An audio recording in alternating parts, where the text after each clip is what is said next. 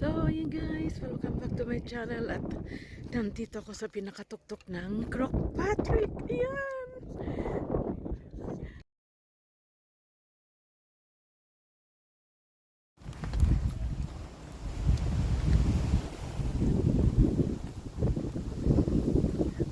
Did you went upstairs already, lad?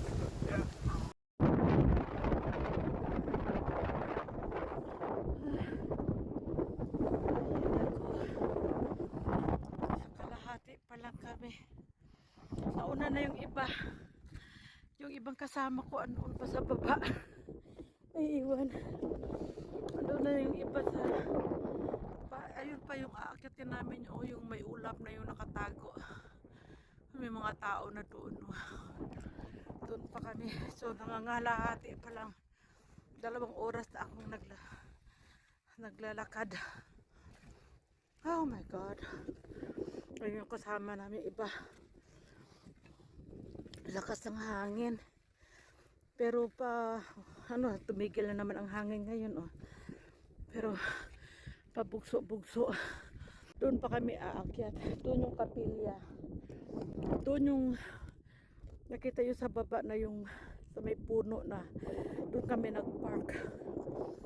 So, from there, hanggang dito ngayon sa kinatatayuan ko is nasa 2 oras 10 minutes kasi 8:35 kami umakyat.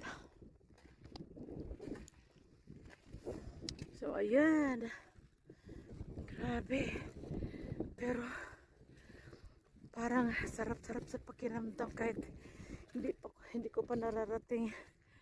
May bundok din dito. Yan.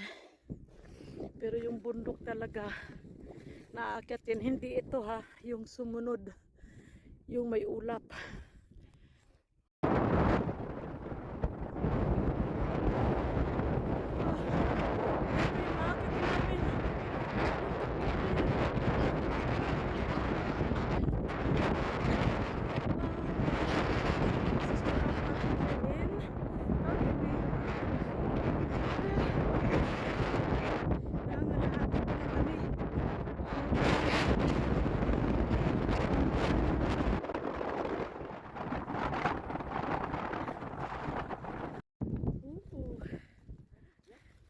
Ayan.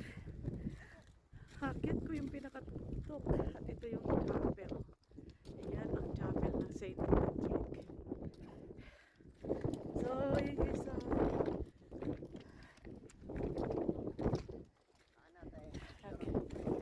So, naakit ko yung more than 3 hours. 3.5 maybe. Nabundok. Ayan, natayon yung view sa baba. Grabe. Nakakahingal pero nakaka-excite.